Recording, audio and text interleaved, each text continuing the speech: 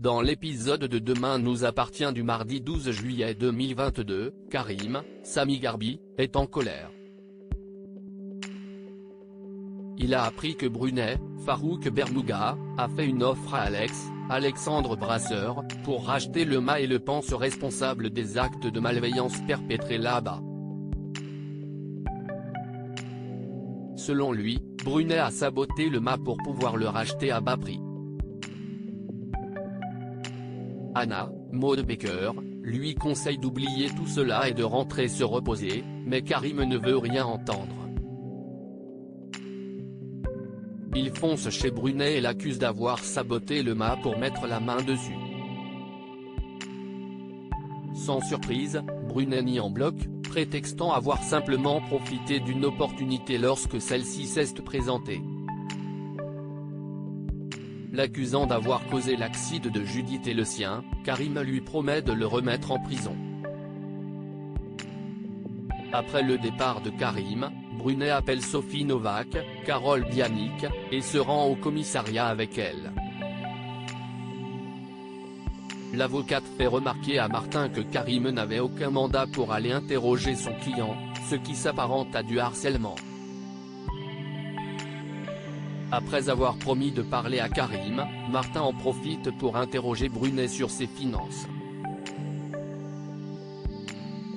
Il trouve bizarre que ce dernier ait pu faire une offre à 80 000 € sur le mât alors qu'il était censé être ruiné.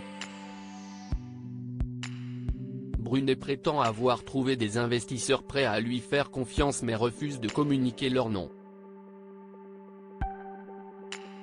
De son côté, Georges, Mayel El Ajaoui, poursuit l'enquête. Il a trouvé la liste de toutes les personnes intéressées par le mât de Hermont avant la vente à Alex. Parmi elles, une société d'investissement appartenant à une entreprise basée au Luxembourg. Son nom, Lo.la.B Invest, comme Lola Brunet, la fille décédée de Brunet. La société avait pour projet de construire un hôtel à la place du mât, ce qui n'a pas fait plaisir aux propriétaires. Malheureusement, ces informations ne suffisent pas à inculper Brunet. Il leur faut trouver l'identité des saboteurs du mât. Nordine découvre le secret de Manon. Louvia Bachelier passe voir Nordine, Youssef Agal, au commissariat pour lui rendre son souhait. Touché, ce dernier la remercie et en profite pour prendre rendez-vous avec elle un peu plus tard pour réviser à la paillote. Un peu plus loin, Roxane, Raphaël Volkov, surprend leur conversation et comprend vite que Manon a un faible pour Nordine. Après le départ de ce dernier, elle va voir la jeune femme et lui pose des questions sur le jeune policier. Manon affirme que rien ne se passe entre eux, mais Roxane n'est pas dupe. Elle sait que Manon voudrait être plus qu'amie avec Nordine. Le problème, si est que celui-ci est en couple. Agacée par les commentaires de Roxane, Manon s'éclipse. Un peu plus tard, Roxane retrouve Nordine à la machine à café. Elle en profite pour prendre la température sur sa relation avec Sophie et lui confie que Manon s'intéresse à lui. Elle lui conseille donc de prendre ses distances avec elle si ses sentiments ne sont pas réciproques. Sur le conseil de Roxane, Nordine donne rendez-vous à Manon au Spoon plutôt qu'à la paillote. Bien que déçue de ne pas pouvoir aller se baigner après les révisions, Manon trouve un moyen de rendre les choses plus amusantes, elle propose à Nordine de s'affronter sur leur connaissance. Celui qui aura le moins de bonnes réponses aura un gage. Suite à la défaite de Manon, Nordine la défie d'obtenir le numéro du garçon le plus mignon du Spoon. Manon lui répond qu'elle a déjà le numéro du garçon le plus mignon, juste au moment où Sophie les rejoint. Tandis que Nordine va passer commande, Sophie en profite pour attaquer Manon sur son style. Vexée, la jeune femme s'éclipse. Noah a un grave accident. Les résultats du bac de français sont tombés, mais Jordan, Maxime Lelu, n'arrive pas à y accéder. Audrey, Charlotte Gaccio, ne veut pas partir travailler avant de connaître les notes de son fils, mais Jordan l'y oblige et lui promet de l'appeler dès qu'il aura les résultats. Pour faire marcher sa mère, l'adolescent va la voir directement au spoon et lui fait croire qu'il a eu de très mauvaises notes à l'écrit et à l'oral. Néanmoins, Jordan n'arrive pas à garder son sérieux et finit par lui annoncer ses vraies notes, 19 à l'écrit et 18 à l'oral. Sur un petit nuage, Audrey le félicite et le prend dans ses bras.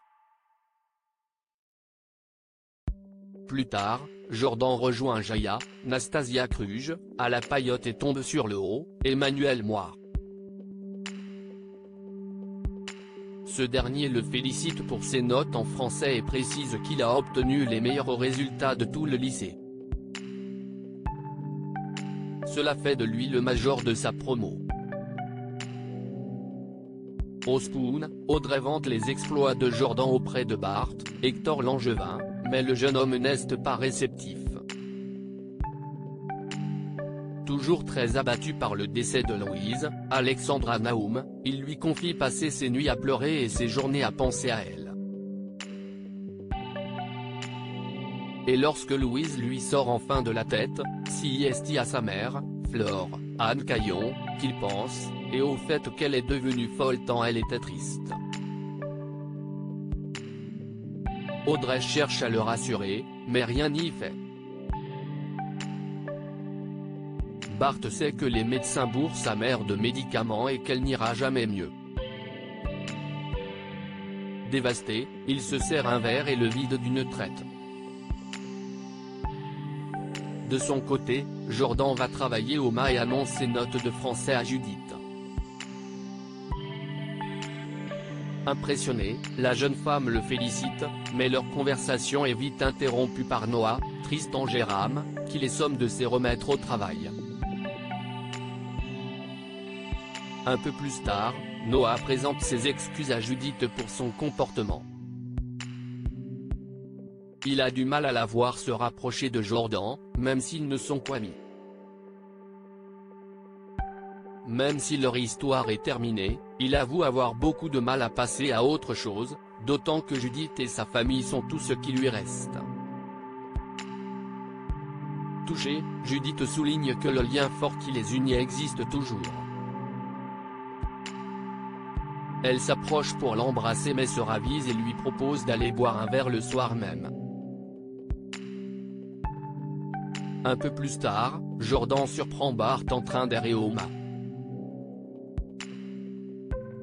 Il propose d'appeler Alex, mais Bart ne veut pas voir ce connard, à qui il reproche de n'être jamais allé rendre visite à Flore à l'hôpital. En fin de journée, Noah s'occupe de laver les huîtres à la laveuse industrielle. Sans raison, celle-ci s'arrête. Noah tente de la secouer, mais un fil électrique tombe sur le sol mouillé. Électrocuté, Noah tombe au sol, inconscient, tandis que Judith se précipite à son secours.